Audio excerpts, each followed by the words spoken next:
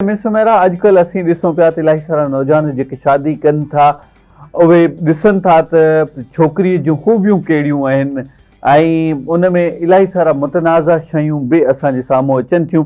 छोकिरनि जा ख़्यालात कुझु हुजनि था, छोकिरियुनि जा ख़्यालात कुझु हुजनि था, पर अव्हांखे ऐं बिज़ाती असांखे बि ख़बर आहे त हिकु रिश्ते ही शादीअ जो अहिड़ो रिश्तो आहे जंहिंखे ॻंढिजण में मज़बूत थियण में थोरो टाइम दरकार हूंदो आहे, छाकाणि त ॿ माण्हू ॿिनि अलॻि अलॻि पहलुअनि खे पंहिंजे ज़हन में रखनि था, उन्हनि जो मैच थियणु थोरो टाइम रिकार्ड हुजे थो। इन बाबति तव्हांजो छा ख़्यालु आहे त जॾहिं छोकिरा या छोकिरी मिसमैच थी था वञनि त पोइ जल्द फ़ैसिलो वठी था वञनि त बाबा ही डाइवोर्स करणी आहे, इन खां सवाइ ॿियो को बि हल कोन्हे? बिल्कुलु मां हिन ते तव्हांखे ॿुधाईंदसि। असां वटि अॼुकल्ह जेको मुआशिरो हले पियो, एक्चुअली मुआशिरे में हाणे ॿ जेके जनरेशन्स आहिनि उहे गॾु थी वियूं आहिनि। हिकिड़ी त मिलेनियल्स गॾु थी वई आहे जेनज़ी सां गॾु। त हाणे ई जॾहिं ॿ जनरेशन्स गॾु हिक ॿिए सां गॾु हलनि पियूं त उते एक्स्ट्रा बिगाड़ इन करे पैदा थो थिए त जेनज़ीस जा पंहिंजा थॉट्स आहिनि। तव्हां अॼुकल्ह ॿुधो हूंदो त जेनज़ीस काफ़ी कॉमन ऐं काफ़ी ऑन कनि पियूं, काफ़ी जॻहियुनि ते पंहिंजे पाण खे मञाइनि पिया ऐं no doubt they are very talented. But the thing is कि हर सोसाइटी जे हर घर खे तव्हां ॾिसंदव त ॿियो घर छॾे हिकिड़ी अहिड़ी जोड़ी आहे जेका मिसमैच आहे। त बेसिकली मिसमैच हुजणु, माइंडसेट न मिलणु ऐं माइंडसेट मिलण लाइ जेको टाइमिंग असांखे खपंदी आहे कंहिं बि रिश्ते लाइ, असां उहो ॾियण लाइ तयार न आहियूं। असां पंहिंजे पाण खे रिश्तनि खे बहितर करण खां वधीक ॿाहिरि नया रिश्ता ठाहिण ते असां प्रेफर करे छॾियो आहे, पोइ चाहे उहो मर्द हुजे चाहे उहा औरत हुजे।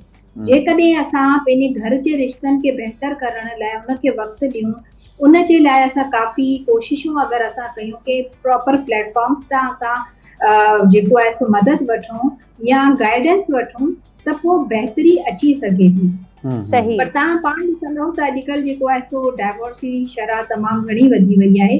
थोरी थोरी ॻाल्हि ते डाइवोर्स आहे। त तव्हां अगरि बैक वञो त तव्हां ॾिसंदव त असांजी फैमिलीज़ में असांजा जेके वॾा हुया, they also sacrifice and compromise too much.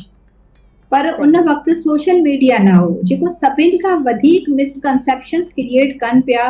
Number one, the match makers who are making the wrong match just because of some money.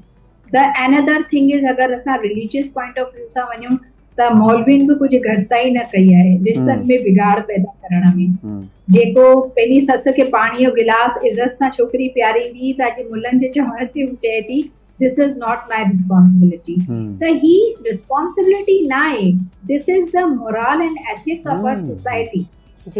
ठीकु आहे न? त असां माना हिकिड़े अहिड़े मुआशिरे में एंटर थी चुका आहियूं जिते असां वेस्टर्न कल्चर खे तमामु घणो अडॉप्ट करे छॾियो आहे, त उतां खणी जेको आहे सो बिगाड़ पैदा थिए थो। सही। पर समरीत साहिबा, मां हिते तव्हांखां ज़रूरु पुछणु चाहींदमि त छा हिकिड़ो बहितरीन लाइफ पार्टनर मिलणु छा एतिरो ॾुखियो थी वियो आहे? उनजी वजह तव्हां छा पियो सम्झो? छा एतवार जी खोट आहे या ॿियो कुझु आहे? एक्चुअली बहितरीन लाइफ पार्टनर त ॾिसो केर बि न आहे। तव्हां अगरि हिस्ट्रीज़ खणी वठो या करंट सिचुएशंस खणी वठो त केतिरा वॾे में वॾा जेतिरा बि असांजा इलीट क्लास जा माण्हू हुजनि या नोइंग पर्सनैलिटीज़ हुजनि, उहे बि पंहिंजी वाइफ खां मुतमइन न आहिनि ऐं उहे वाइफ वरी पंहिंजे हस्बैंड्स खां मुतमइन न आहिनि। एक्चुअली द थिंग इज़ के ॿ इम्पॉसिबल शयूं, ॿ माण्हू जंहिंजी सोच बि न मिलंदी हुजे। शादी बेसिकली कॉन्सेप्ट आहे कॉम्प्रोमाइज़िंग जो ऐं म्यूचुअल अंडरस्टैंडिंग जो। जिते असां हर रिश्ते खे पंहिंजी जीत ऐं हार ते खणी ईंदा आहियूं, ईगो आणे था छॾियूं, त उते रिश्तो न हलंदो आहे।